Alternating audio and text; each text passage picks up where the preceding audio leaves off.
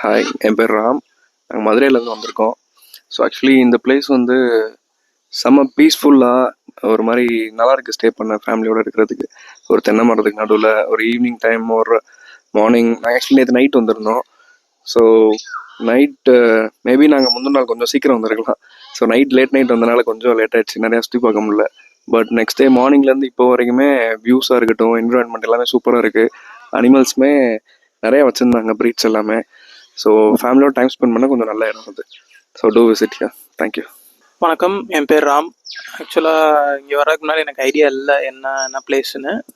But ஆனால் வந்ததுக்கப்புறம் எல்லாமே நல்லா இருந்துச்சு. நல்லா தோப்புக்கு நடுவில் ஹவுஸ் அண்ட் இந்த அனிமல்ஸ் அண்ட் பேர்ட்ஸ்லாம் நல்லாவே இருந்துச்சு.